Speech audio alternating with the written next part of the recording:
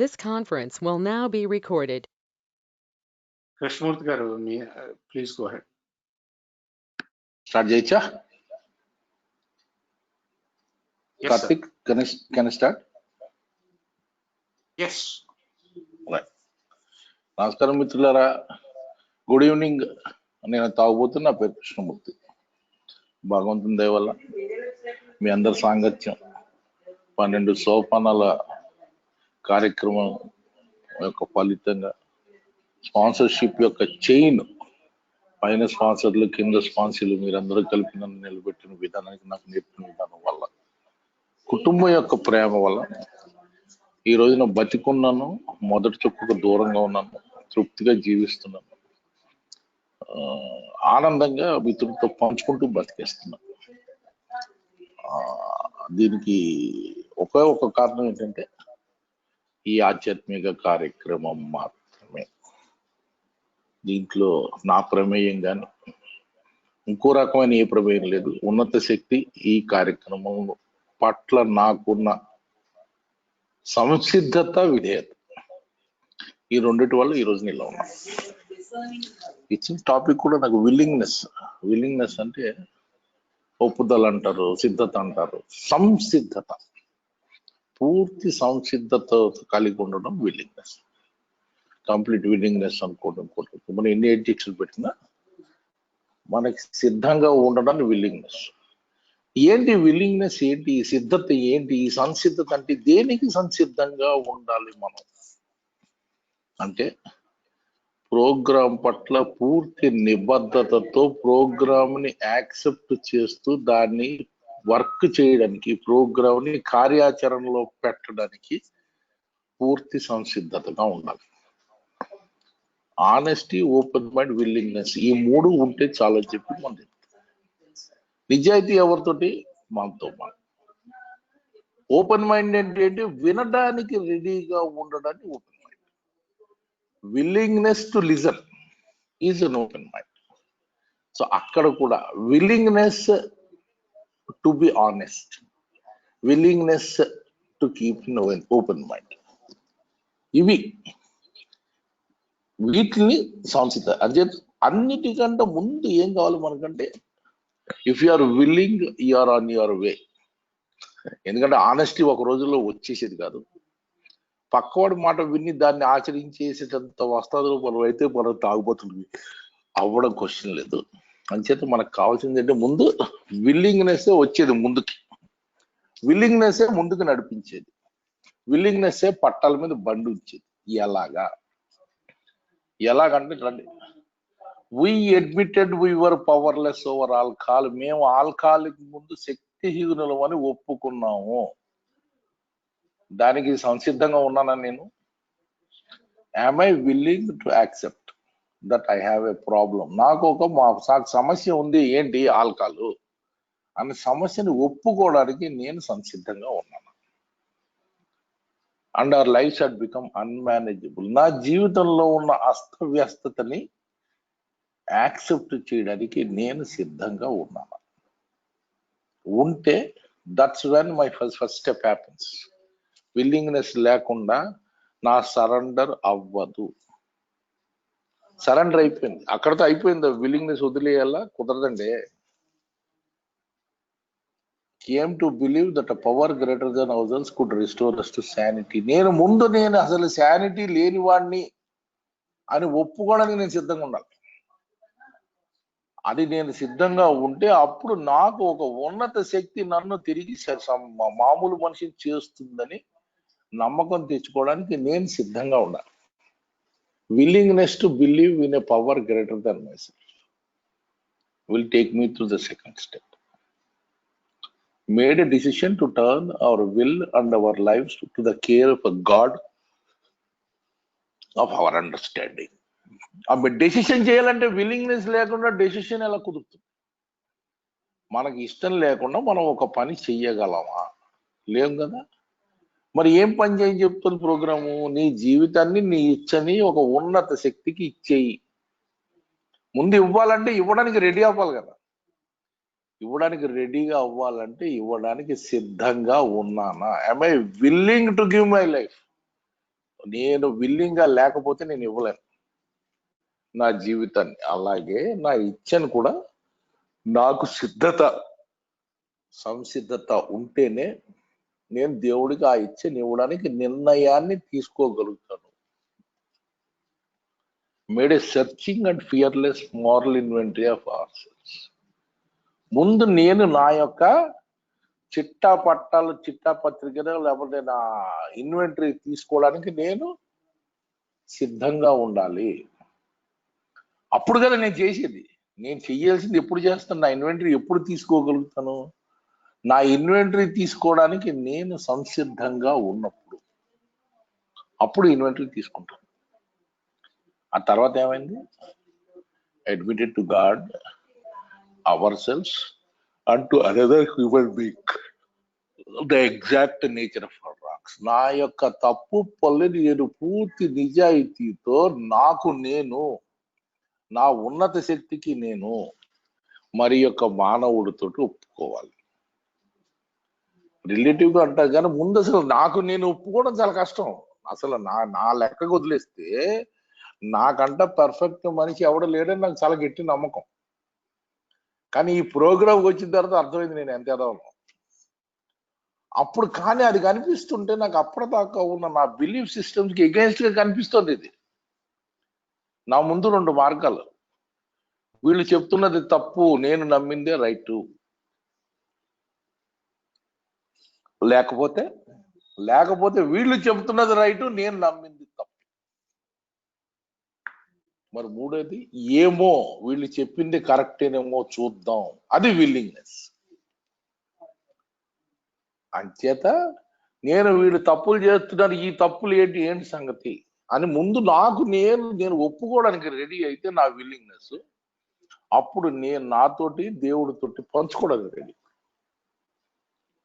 ఆ తర్వాత అతిపెద్ద ప్రాబ్లం ఇంకో మనిషితో చెప్పమంటారు కదండి. వీళ్ళ మొహాలేడు సార్, ఇది ఎక్కడ ప్రోగ్రాము?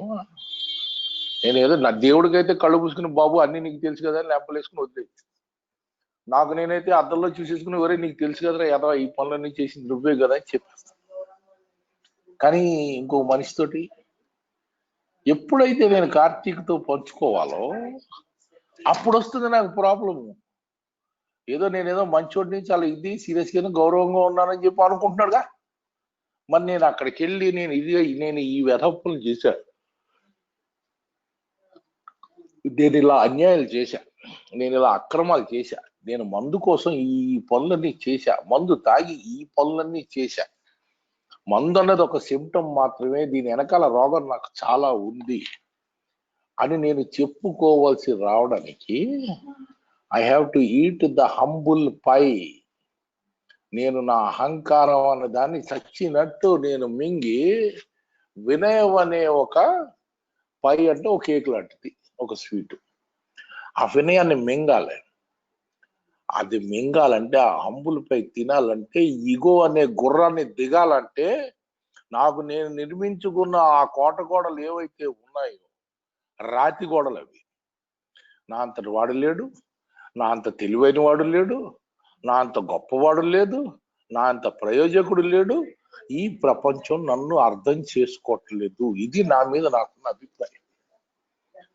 ఎప్పుడైతే నా అభిప్రాయం తప్పు, యాక్చువల్ అభిప్రాయానికి నాకు తేడా ఉంది, అది ఏంటి అన్న సంగతి చూసుకుని రాసుకుని దీన్ని ఇంకొకరితో చెప్పకపోతే నా సీక్రెట్స్, నా డిసీజ్, ఆ సీక్రెట్ నుంచి బయటపడమే రికవరీ. నాలో దాచుకునే ప్రతి ఒక్క రహస్యం నన్ను నా ఆల్కహాల్ వైపు తీసుకెళ్తుంది. రహస్యాలు లేకుండా నేను చేసే జీవనమే నాకు రికవరీ ఇస్తుందని ఎప్పుడైతే నేను అర్థం చేసుకుని దాన్ని నమ్మడానికి నేను పూర్తి సంసిద్ధతతో ఉంటానో, అప్పుడు నా 5వ సోపానం నేను ప్రశాంతంగా ఇంకొక వ్యక్తి ఎదురుకుండా, నా స్పాన్సర్ ఎదురుకుండా కూర్చుని నేను చెయ్యగలుగుతాను. ఆ తర్వాత ఏంటండి, were entirely ready to have God remove these defects of characters. నా దగ్గర చాలా ఉన్నాయి. ఇవాళ రోజున మీటింగ్ లో చాలా మంది దగ్గర నుంచి నేను వింటుంటాను, నేను దేవుడిని అడిగాను తీసేయమని, నేను దేవుడికి అప్పచెప్పేశాను, దేవుడిని ఎందుకు తీయట్లేదని దెబ్బలాడుతున్నాను. కానీ సారీ సార్, దేవుడికి కూడా మీ దగ్గర నుంచి మీ యొక్క క్యారెక్టర్ డిఫెక్ట్ తీసేసే శక్తి లేదు. మరి అదేంటిది, ఆయన దగ్గర అన్ని పవర్స్ ఉన్నాయి, అన్ని పవర్స్ ఉన్నాయి. Only if we are willing to let him do it.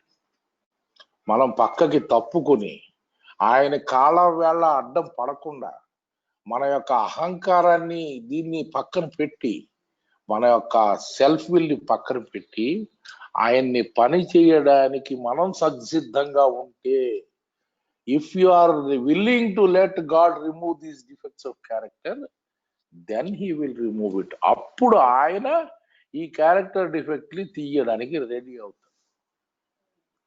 ఆయన రెడీ అయిన తర్వాత మనం ఎప్పుడైతే రాసుకుని ఇవన్నీ నువ్వు తీసుకోవడానికి నేను సిద్ధంగా ఉన్నాను నాయన అనుకున్న రోజున, ఆయన రెడీ అయిన తర్వాత అప్పుడు ఏం చేయాలి, మనం అడగాలి ఆయన్ని. ఎలా అడగాలి? ఈ స్టెప్ ని బాలుర్ని పురుషుల్ని సెపరేట్ చేసే స్టెప్ అంట. This is the step that separates men from boys. ఎందుకంటారంటే ఈ వినయం అనే ఇంగ్రీడియంట్ లేకపోతే, ఈ వినయం అన్నది మనలో లేకపోతే, ఈ వినయాన్ని కణకణంలో మనం జీర్ణించుకునే ఉద్దేశం మనకి లేకపోతే, బహుశా అని చాలా లైట్ గా పెట్టారు, బహుశా మనం సోబర్ గా ఉండలేము.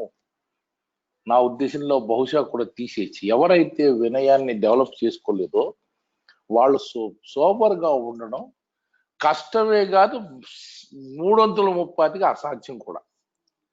అంచేత అసాధ్యమైన పరిస్థితి నుంచి సాధ్యమైన పరిస్థితికి రావడానికి నా విల్లింగ్నెస్ ఒక్కటే నన్ను చేరవేయగలదు. అలా అయిన తర్వాత made a list of all the persons we had harmed and became willing to make amends them all. దాంట్లో 2 సార్లు ఆలోచన గుర్తుంచుకోండి. ఏంటి? ఎవరెవరికైతే మనం హానిలు చేశామో వాళ్ళందరి పట్టి చేయడానికి ముందు అసలు వాళ్ళ పట్టి చేయడానికి మనకి విల్లింగ్నెస్ కావాలి. I should be willing to make a list of all the persons we had harmed. Then అప్పుడు నేను ఆ పట్టి రాయగలుగుతాను.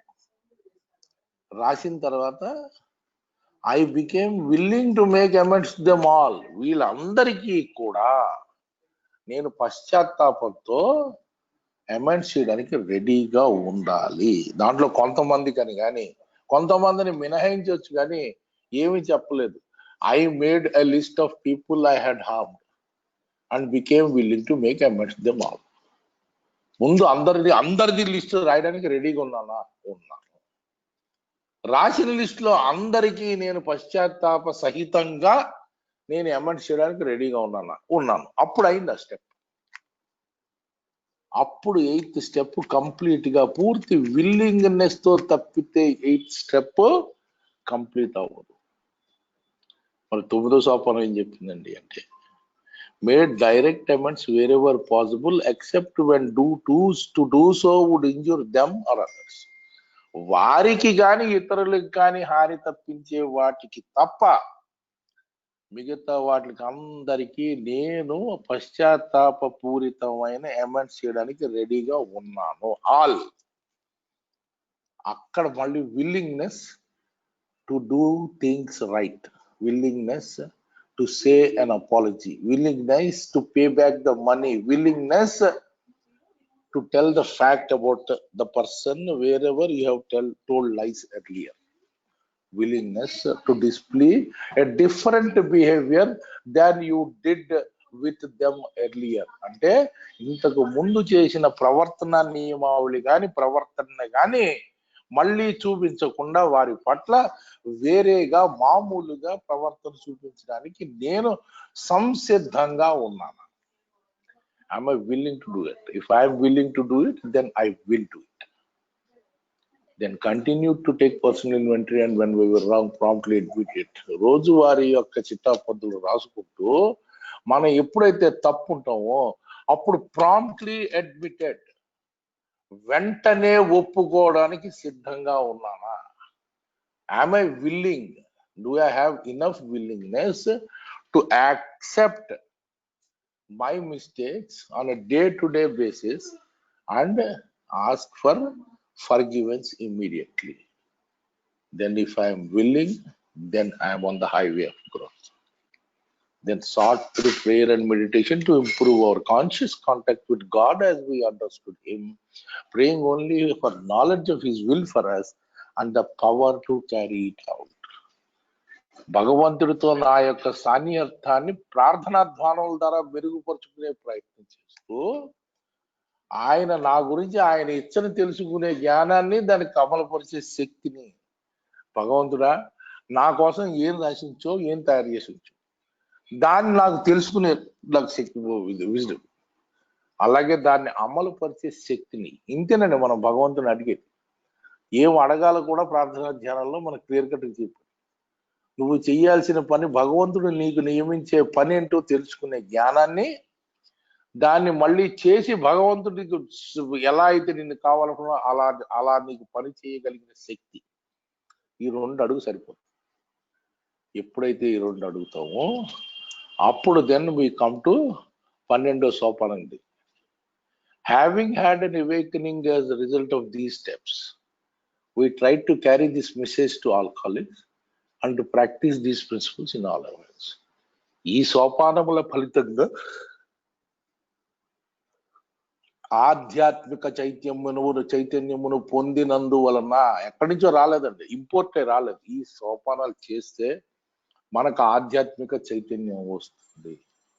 అంచేత ఈ సోపానాలు చేసి ఆధ్యాత్మిక చైతన్యాన్ని తెచ్చుకొని మనం ఇతర ఆల్కహాలిక్లకి సందేశాన్ని ఇచ్చే ప్రయత్నం మొదలు పెడతాం. అలాగే లాస్ట్ 8 words అంటారు. 8 words ఏంటంటే, మా జీవితంలోని అన్ని వ్యవహారాల్లోనూ ఈ ఆధ్యాత్మిక సూత్రాలను పాటించే ప్రయత్నం చేస్తాం. దీనికి మళ్ళీ విల్లింగ్ గా ఉండాలి. నేను ఇంకోళ్ళతో కలిసి వర్క్ చేయాలి, నాకంటే ఎక్కువ వాళ్ళు మంచిగా ఉన్నారు లేదా చూడాలి, వాళ్ళు తిన్నారా లేదా, వాళ్ళు సవ్యంగా ఉన్నారు లేదా, తాకుండా ఉన్నారు లేదా, వాళ్ళ మీటింగ్ వస్తున్నారు లేదా. నేను స్వార్థపూరితంగా కాకుండా స్వార్థ రహితంగా ఇవన్నీ చూసి వాళ్ళు పనిచేస్తున్నారు లేదా చూసుకోవాలి. అది ఎప్పుడైతే చేశారో అప్పుడు మన జీవితం పూలపాడు మీద సాగిపోతుంది. అంచేత ప్రతి ఒక్క సోపానంలో, ప్రతి ఒక్క సంప్రదాయంలో, ప్రతి ఒక్క మీటింగ్ లో, ప్రతి ఒక్క యానివర్సరీలో, ప్రతి ఒక్క ఆల్కహాలిక్స్ అనానిమస్ సభ్యుడితో ఇంటరాక్షన్ లో ఎల్ల వేళల సర్వదా శతద సహస్రద మనం ఆ విల్లింగ్నెస్, సంసిద్ధత అనే దాన్ని మనం ఎంత ఎక్కువ పెట్టుకుంటే, విల్లింగ్నెస్ టు బి టాట్, మనం నేర్పబడడానికి రెడీగా ఉండాలి. టీచబుల్, మనం నేర్చుకునే రకంగా మనం గ్రో అవ్వాలి. అలాగే willingness to surrender your self, నిన్ను నువ్వు సర్వస్వ సమర్పణ చేసుకోవడానికి సంసిద్ధంగా ఉండాలి. విల్లింగ్నెస్ టు లెట్ గో, మనకి జరిగిన హానిని కూడా పోనీలే పాపం, ఏదో వాడు సిక్ ఫెలో అయి ఉంటాడు, లేదంటే వాడికి వేరే కారణాలు ఏదో ఉండుంటాయి అని చెప్పి లెట్ గో చేయగలరు. విల్లింగ్నెస్ టు డూ సర్వీస్, అయ్యో నేను ఇంత మంచి, ఇంత ఏదో తాగుబోతుండే, నాకు ఇంత మంచిగా శుభ్రంగా ప్రోగ్రాం దొరికింది, ఇలా ఎంతో మంది ఇంకా బారుల్లోనూ వైన్ షాపుల్లోనూ కొట్టుమిట్టాడుతున్నారు, వాళ్ళకి ఏదో రకంగా మెసేజ్ ఇవ్వగలనా, ఇచ్చిన మెసేజ్ నుంచి నన్ను నేను వేరుపరుచుకొని ఇవ్వగలనా, ఎందుకంటే నేను ఒక ఆల్కహాలిక్ మొయ్యలేను, కానీ మెసేజ్ మాత్రం క్యారీ చేయగలను. అంచేత నేను మోస్తున్నానా ఆల్కహాలిక్ ని, నేను మెసేజ్ ఇస్తున్నాను. నా మెసేజ్ ఈక్వేషన్ లోంచి నేను అన్న పదం తొలగిస్తున్నానా లేదా. Excuse me. అలాగే నేను చేసిన పనికి ప్రతిఫలాన్ని కానీ రికగ్నిషన్ కానీ ఆశిస్తున్నానా లేదా, భగవంతుడి మీద భారం వేసి కృతజ్ఞతతో ఇస్తున్నానా.